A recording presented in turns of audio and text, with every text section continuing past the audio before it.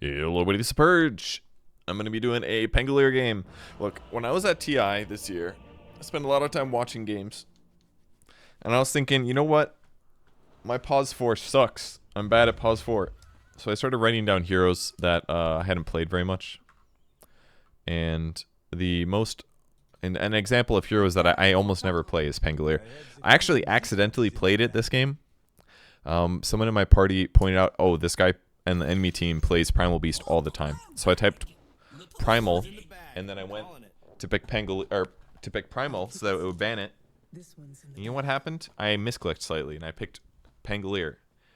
And I pressed pick, and I looked up, and I was like, huh, they still got Primal. That's weird. How did that happen? And then I looked over and saw that I had picked Pangolier. So here I am playing Pango. The good news is that while I was at TI watching a lot of games, I got a good read on how to play this hero correctly. Not that it was that hard before or anything. Like, his skills are relatively straightforward. His skill build's relatively straightforward. His item build is straightforward. But once I had that in my mind, I went for it. I saw AMMAR played a bunch. There was a lot of mid players that played it. I mean, the hero's been very similar in a lot of ways for a long time here.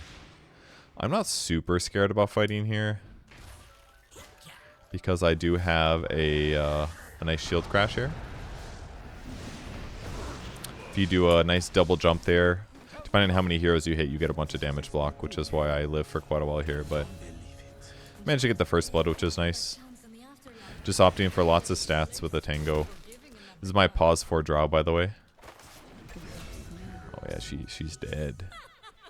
Pause 4 draw is a little bit wild in the sense that she has terrible base HP. She's one of the worst base strength heroes in the game. 472 health is like bonkers, atrocious, but he bought a sentry, blood grenade, fairy fire. That looks pretty good. And now he's got 522 because of the blood grenade. But the whole point of my hero basically is to be damage disruption and teamfight disruption and kill potential is what I'm aiming to do. Some basic components of the hero. Your damage is decent. Your base arm or your base HP is really bad. Your movement speed is a little bit weak at 295. So there are some things to be concerned about. If I can hit 2 people with a shield crash, I'm pretty happy. I only hit 1 there, unfortunately, but this is my goal. And I managed to get really fast boosts with this first blood, so this should help me a lot against a Jug. And frankly, Jug seems like a good matchup to me, because most of Jug's value as a carry, typically, in the laning stage, is getting like spin rundowns on people. But with all these heroes having mobility these days, it's a little bit more difficult for him to secure that that spin kill. So I'm just going to get away from him if I can using shield crash or swashbuckle. But basically whenever I can use shield crash, I'm trying to hit 2 heroes and then trade hits because I've got extra barrier HP. But the boots should help keep me away from them. And I'm just going to try to get levels and see how this lane goes with this draw ranger. Did a shield crash there to guarantee that I get the range creep. And then resume laning per usual. They kept pushing the wave kind of weirdly, which was kind of interesting. Something that I believe I almost said Yowar and AMMAR. Well, something AMMAR, I almost said it again. Something AMMAR does is get both a Null Talisman and I believe a Wraithband. Just to give him general stats. And when you're playing offlane like this and you're worried about both surviving and mana regen, a Null Talisman is pretty good to get, to be honest. Like, if you get an Arcane Boots, you're not getting raw stats, whereas a Null Talisman at least will give you 2 strength, 2 agility. It's not like a lot of HP, but it's still 40 HP, you know? It's kind of good to have. Another downside to their dual lane is they didn't have a good hero to guarantee last hits on range creeps, so that made it pretty easy for us to get more denies, I think, than we're supposed to be able to. And I'm also going to try to play with my Drow when Drow goes for slowdowns, because if we do, then it helps guarantee that I can protect him if he gets gone on, since I have good mobility. Oh, I have my Null Talisman in my backpack. That's not good. I also bought part of my Wraithband components here. I don't have a wand, however, and I need to make sure I don't stand directly next to Drow because of the fact that they're going to try to do a 2-man dual breath. One of the benefits of playing Jakiro a lot is I know better how to play against it. I'm going to try to position my body between the Lotuses and my opponents, and I'm going to try to go for denies when I can, because it is simply good for the squad. So very normal lane so far, but my last hits are really good. 15 with 3 denies feels good. I'm going to hold this creep wave here because the tower range is this. So I'm going to wait till my creep wave gets past that so that these don't die to towers. And what this guarantees is that this whole creep wave is going to be deniable by me, which means Jug gets less experience. The downside is that this means I'm not going to be able to contest their next pull. But if I'm denying a whole creep wave to them, it's ultimately good for our gold gain. And if they fuck up their pulls, then it's not that bad anyways. They did pull. It looks like maybe one creep got denied. So we traded 4 of their creeps. Oops, wrong bird. Animal. We traded 4 of their creeps for 1 for me. That's probably worthwhile. This was a good jump because I was hitting 2 heroes. And we were by the tower. So this felt pretty good. And I just have to hope that we can kill him. Luckily, he ended up taking a lot of tower hits there. So he ends up dying. Surprisingly, he came back to me. I'm losing a lot of experience under tower, but that dual breath still actually kind of really fucked me.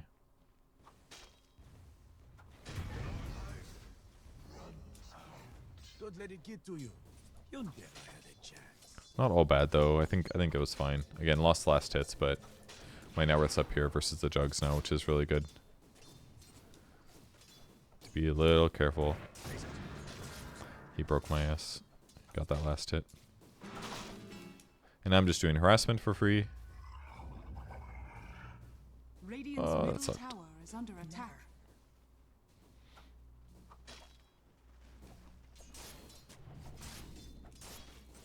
Don't be angry.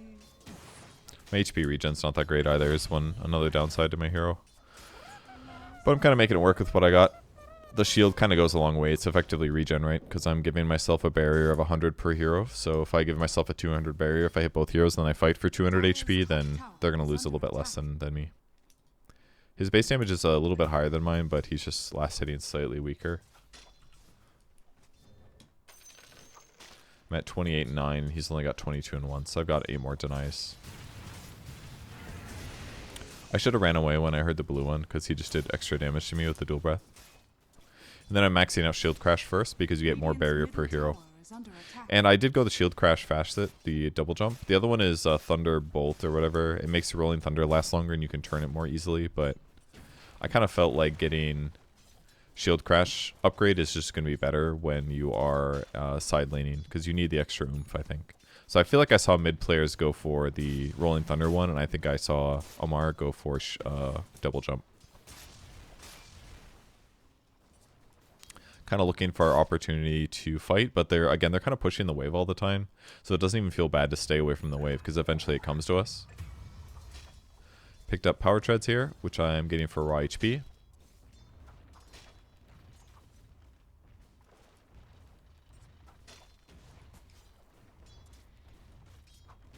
And as a universal hero, the power treads are nice because what they give you is attack speed, which is going to allow you to proc Lucky Shot more.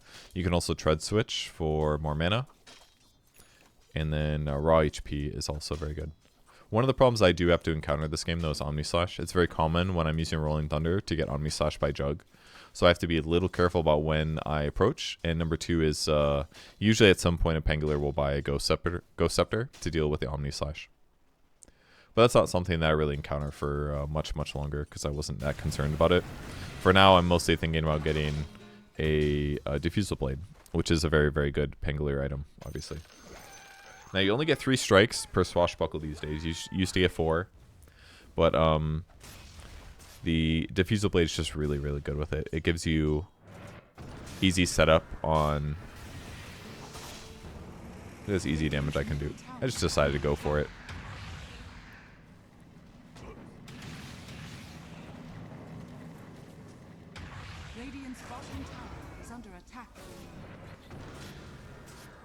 He's only level 5, so I'm not that worried. I'm going to run to a place where they're going to have to run farther to catch me. And then I jump down. Switching to Strength Treads, of course. Got 2 shields.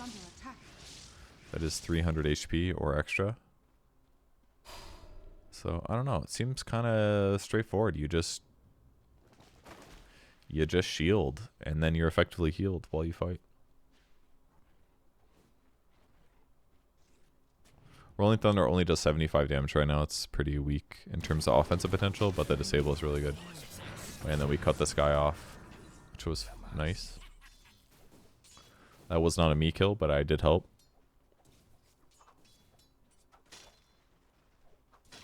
But I think this is the first time I played Pango in like a year or something.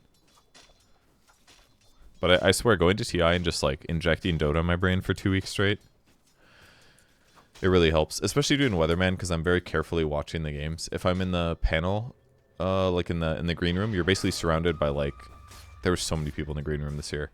You're literally surrounded by like 5 to 10 people at all times that are in the green room talking about the game. And some people aren't working their shifts, so they might be chatting about other stuff, for example. So it's easier to get distracted and to watch the games more like an overview and less of like a detailed approach. So whereas when I'm doing Weatherman stuff, I'm sitting like on a computer by myself, like hyper focusing on the game and going back and forward, watching different perspectives, like watching multiple lanes in a game to see how things are going. And that can be really interesting. I was trying to get there to tank some of the Omni Slash, but I was late, unfortunately. I don't like this Rolling Thunder at all. I wish I got that hit. This is a really bad ulti.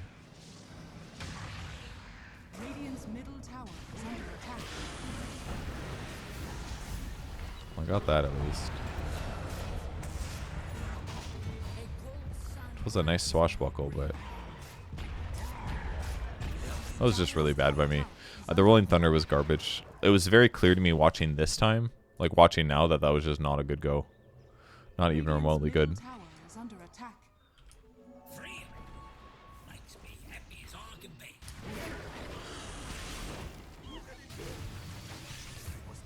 I really thought he was going to get away. Jonathan Whipples got his kill, which is great.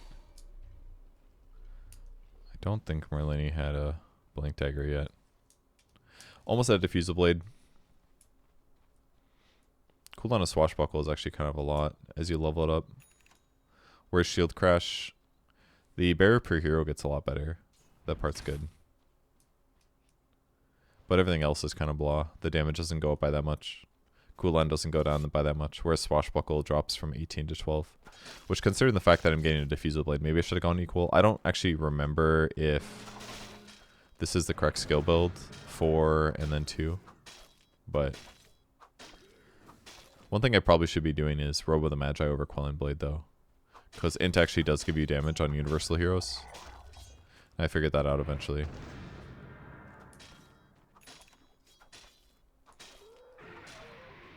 Dire's bottom tower is under attack. Finally got my neutral item. Sparker Courage is good. Ripper's Lash is good. I could get Regen or Sister Shroud, potentially.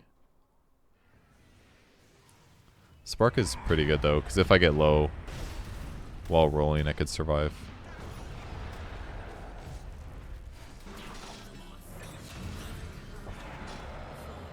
Probably should have just rolled for this earlier. I wonder if I could have killed him. Mr. Whipples didn't have anything. It was probably okay that I didn't, but after I jumped in and did my spells, I probably should have ultied, I feel like.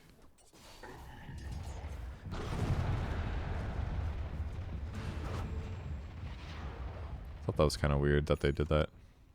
Anyways, I got my Diffusal Blade now, so I'm sick, nasty, strong. Couldn't believe that was a real hero. I was like, huh, I didn't expect to see you here. It's kind of like that. But Diffusal is fantastic. This basically adds the 50 mana burn, or sorry, 40 mana burn to every swashbuckle I do. So it's adding 120 damage physical to my swipes, and it's going to drain mana by 120, which is really fantastic. The Diffusal slow is also great because it makes it easier to like use Diffusal and then channel Rolling Thunder without having to worry about your opponent getting away from you. And since my teammate's kind of fighting mid, I maybe could TP to this, but it looked like more of a poke fight. I would rather just hit this tower. That's one thing I will do, though, is I will use Swashbuckle on the Juggernaut, because the hero is a little bit mana limited, and if he's got Omni Slash, then I have to be kind of worried. However, if he doesn't have Omni Slash, then I am not that worried. I'm going to Diffusal slow him. And now he's out of mana entirely. Look, what can he do? He has nothing that he can do. He didn't have a wand either, Which I don't know if I checked for. I probably didn't. But that was a huge solo kill. That was so impactful to the game, actually. This is not related. There we go. Oh, not related. Show fire recap. New one. Oh, there it was. I got 430 gold. He lost 140, so that's really big. And in the meantime, he's dead. I'm hitting creeps too. So we're talking like... That's like a almost 1,000 gold swing sometimes. Radiant's bottom tower is under attack. I probably could have jumped, actually. That was bad by me. I 100% could have jumped. They didn't do it correctly. Their chain stun. It was a nice kill, though. Also, if I was on strength treads. If I was on strength treads and I swashbuckled right away, I might have lived. I wasn't sure the cast range. Your slash range is 700. No, the dash range. My dash range is 700. That's how far you move. And the radius of this is 500. There's a chance that I get out of the range, but I felt like in the moment like it was going to hit me for sure, but I should have tried. I could have gotten some distance. So slightly sloppy play by me, but... And again, I should have been on strength treads, because in reality, the damage that you have is the same no matter what treads you're on, because you're a universal hero. So I just should have been on strength. I lose, what, 10 attack speed being on agility? But that's not really that big of a loss. Especially when I'm like that in front of a tower, for example. Next item you buy is Blink Dagger. Blink Dagger basically ups your mobility to a new level, because then you can start channeling your ulti from darkness, basically, and then you start the fight chain stunning somebody, which is really good. Very happy to drain his mana. He even popped spin in this case, because he was trying to limit how much he got drained. Radiant's middle tower is under attack. My team's still poking around mid. I could hypothetically be there. Radiant's middle I start tower walking is over under because attack. it looks like I should be at this fight. Radiant's middle tower has fallen.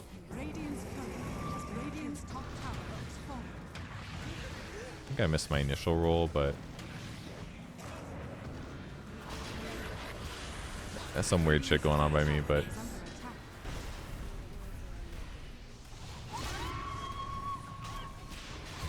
Press that too late. Dire's bottom tower is under attack. I should just... Yeah. I TP'd a little bit late, but I did the right thing. Drained all of Quaff's mana, which is good. Dire's bottom tower is under attack. Master swordsman slays October beat him. He must sing the song of death to his sword. Dire's bottom tower has fallen. Got my Blink Dagger then. That's a whole good fight. Radiant's middle tower is under attack. And something I really noticed playing Pangolier actually is that you farm so fast on this hero. Like I bought 0 farming items, and I have 2 abilities that deal physical damage, which is very good against neutrals. Because neutrals don't really scale in survivability, and it feels like my physical damage did scale. Radiant's Like I can basically easily, I'm spending 190 mana. I don't have a soul ring. All I have is a frickin' null talisman, and I can easily clear 2 creep waves. It just feels really good. So because I felt like I was having a great game, I decided to queue up Ags, which is one way to like scale up your damage potential. Radiant's bottom tower is under attack. Dire's middle tower. Because whenever you use shield crash, you get 2 swashbuckle hits, which is nice. I'm rich.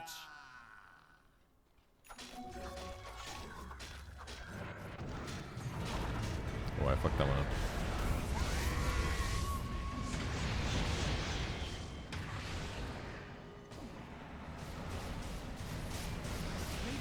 I managed to tank that, which was good.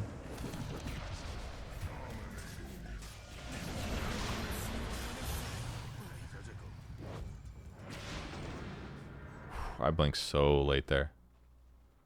But my team's coming from the other side, so I'm playing around just in case. That was really bad that I missed that.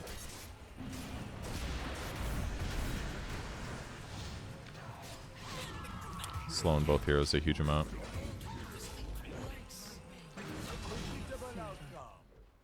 Alright, look at this really easy kill, guys. This hurt me so bad, actually. Because I basically don't have a jump, and he's almost getting enough mana to escape. I'm blinking really late here. Dire Like, if I didn't drain his mana there, he actually gets a blink off. Maybe he lives. I was very worried about it. Radiant's middle tower is under attack. Nice little mana. Brigand's Blade is incredible on my hero. Because I'm attacking so many times, anything that has a chance to proc damage is fantastic. So every swashbuckle can get a Brigand's Blade now. Hit that thing. Kind of a bad roll, but it's fine. I think it's just important that being new to the hero that I use my ulti often. The cooldown's really low. Dire's top tower is under I should have ran left instead of right.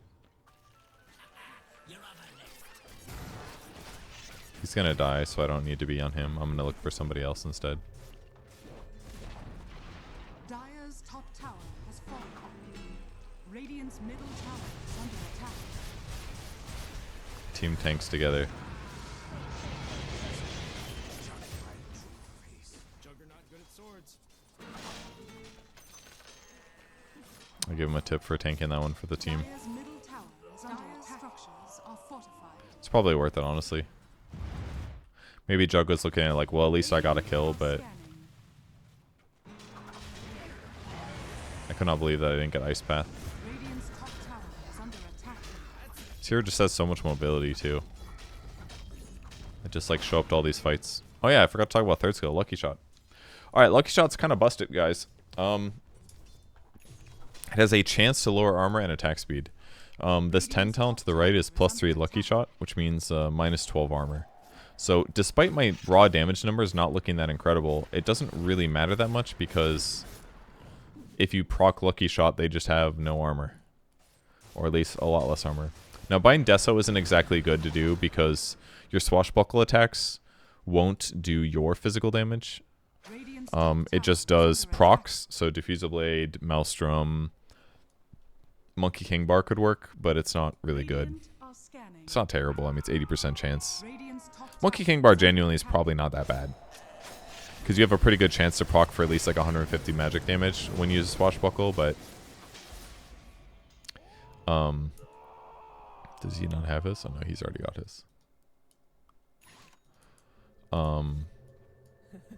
But with all this minus armor that you have, it just ends up doing a lot of damage because I'm also doing physical damage with Diffusal Blade, so I cannot be upset. And then when I use Shield Crash now, I get 2 extra slashes, which is the point.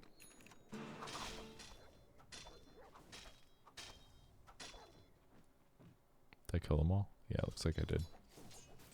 Your 15 talent, the pro players get 15% attack damage as swashbuckle damage, which makes your Q do a little bit more damage. Shield Crash Barrier per hero hypothetically could be good too, but I figured this would be, I would just follow what the pros are doing, which is again attack damage. So 15% of my attack damage is like Radiant's top 20 tower is damage under extra. attack. So my swashbuckle is doing an extra 20 damage per slash. Which is good. If you count up like swashbuckle, that's like 60 physical damage plus 2 of these. It's like 100 physical extra damage. Most importantly with Agso is it's more chances to proc Lucky Shot. Is kind of the nice thing about it. One thing I'm really missing right now though is a Ghost Scepter. Because I haven't had to worry about the Juggernaut stuff too badly yet, but it's going to be a problem. Are scanning. Why did I do that on Strength Treads, guys? Radiant's middle tower is under attack. Do you know? Do you know why I did this? I do not know. I'm slightly low on mana too. But this hero has such low cost, it's not a big deal. My shard, if you guys don't know how it works, it basically turns you into a BKB ball. If you need to, you can press this to protect yourself from like abilities that stop Rolling Thunder from being cast. So you could roll up first to guarantee that you cast Rolling Thunder. Because otherwise people can silence you, root you, things like that. It can be really annoying. I didn't really need it that badly this game. Was my understanding, but I could be wrong.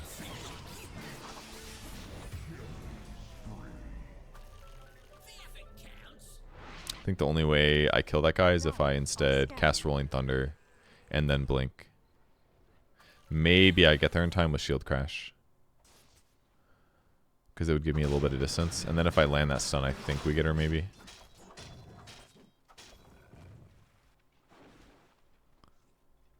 I got tough here because it was recommended. I think the reason is because the extra armor is nice, because once you're rolling thunder, the only way that you die is physical damage. So it can be nice to get that extra survivability. Such as when you find a jug.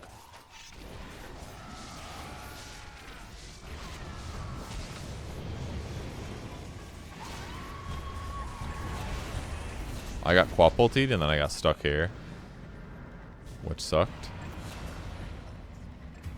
Then the fight is basically over. I didn't feel good. That does happen sometimes. Wasn't really sure where to go. Maybe I should channel it earlier just to be safe, but once the Primal Beast used BKB, it wasn't really worth me going in. If I could interrupt his ulti, it's really good. But my team got beat up. Alright. Serrated Shiv is great. Brigand's Blade is still good, but it's not that much damage. We're talking like 30 to 40 damage pop max. But Serrated Shiv proccing is good. It's just it can't proc as often as I would maybe like. I could also get Gunpowder Gauntlet because I have a lot of different ways for that to pay off. But I got the Shiv ultimately because if I look at the heroes I'm playing against, Primal Beast has really high HP, Dawnbreaker has really high HP, and I mean frankly all of these heroes have relatively high HPs, so getting Serrated Shiv is probably going to be worth it. I'm queuing up Basher next, which would give me a way to stun Primal Beast through his BKB. And I have lots of different ways to proc that, of course. I don't know why I did that like that. That was kind of goofy, but it's fine. But yeah, Basher is pretty normal on this hero as well, for that reason. Ags, Basher, Diffusal, Blink. That's the normal items. I scared him a bit.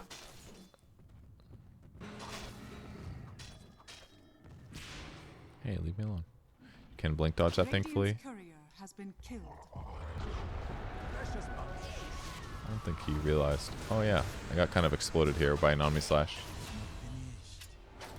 Nicely done by them.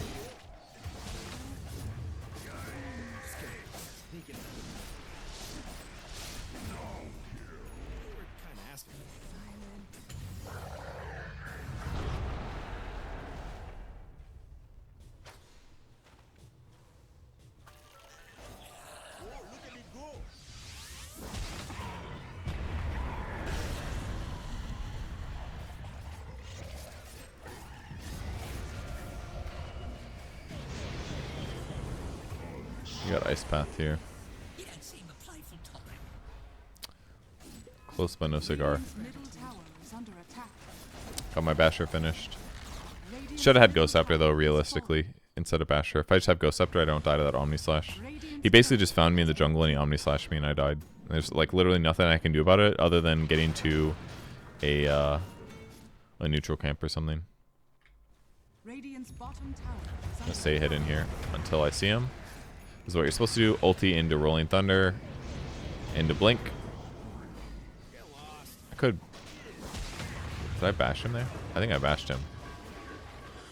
Did I bash him twice?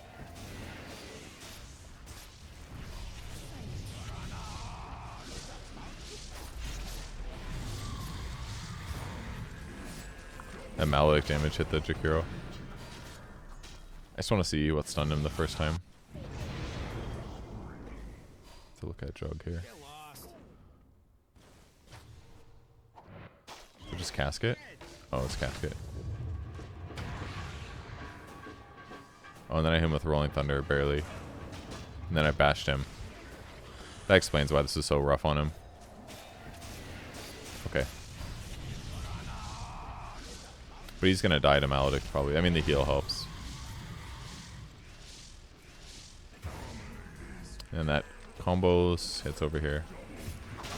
Okay.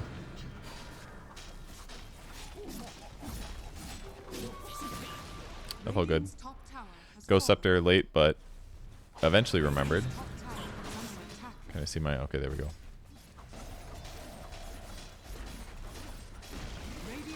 Now we just auto-attack buildings. Radiant's top barracks has fallen. Radiant's top barracks has fallen. Radiant structures are falling. One thing I didn't talk very much about is how to use your skills correctly, but it's a little bit hard in replay commentaries to show swashbuckle, but basically you move somewhere and then you point vector or wise where you do the slashes. So Shield Crash is just going to launch you in front of you, basically. Got a little bash there. I could have pressed this to stop that last stun. This Ghost Scepter was bad.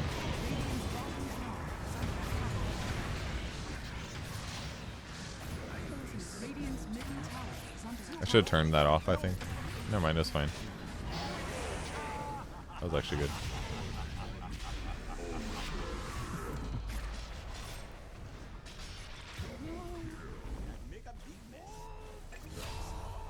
Jonathan Whipples took my rampage, but it's okay. It didn't bother me, to be honest. It was totally fine. I just like happened to kill a bunch of them. +2 Rolling Thunder duration. Shield Crash Radius. There are a lot of good shield talents, actually. Barrier per hero goes up by 90. Shield Crash Radius and damage. Could be pretty sick. Like, I imagine that 20 left talent could actually be crazy damage output. So it goes from 250 to 375. That can be increased by 40% with the double jump. So we're talking like 600 AoE damage or something on every hero. It's kind of cool. Obviously, they're probably going to have armor and stuff, but for killing creeps, it's definitely good.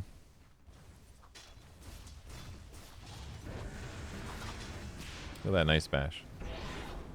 I thought I dodged that correctly, but I did not.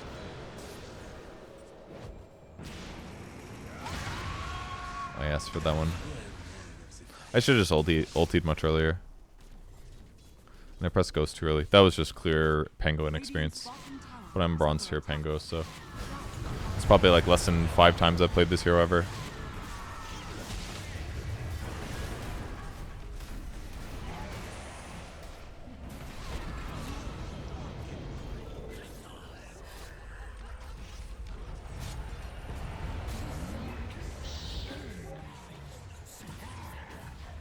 What happened?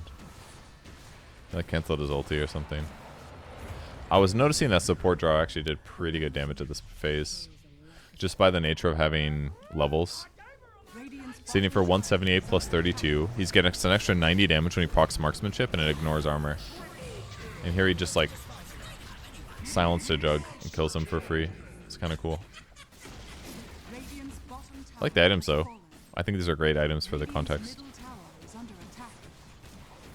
We went Gust talents.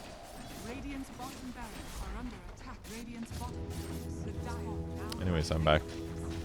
Decided to buy an Abyssal Blade. Bonus health restoration. Not that I particularly need it.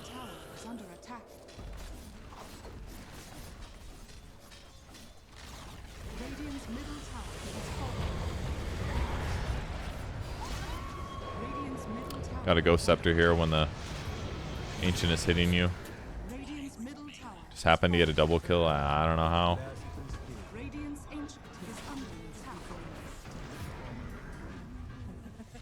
The mobility of this hero is just crazy, man. Just makes it so easy to play the game. Because you've just got like 3 different ways to move. If any fight happens near you, you're there. You're reacting. It just seems very straightforward. I don't know. So I'll have to play this hero more often because that game felt so good. It was like, oh, I just picked up a toy that I've never played with before and watched other people play with it, and I felt like I played quite well. So I was pretty jazzed about that. That felt good. That was a good game to play. Anyways, that's Pango. Give him a shot if you guys want to expand your hero pool. Again, I'm going to try to focus on a bunch of heroes that I haven't played before in the next couple weeks. I played Hoodwink and that went well. I may or may not make a replay of that one because I might want to practice it like one more time. But I felt the same way playing Hoodwink today too. I felt like, oh, I kind of got this. I played Hoodwink, played Ringmaster. That one I definitely need more practice on because my ultis are mostly garbage, but I'm going to try to get more hero variety in with the replay commentary so I don't just cycle through the same like 25 heroes. That's not fun. And maybe some more heroes to come. Let's see. I played Marcy carry again. That one felt kind of blah. But I'll get some new ones. If you guys have requests, please leave a comment and I'll go check on those later. Okay, thanks everybody for watching. Goodbye.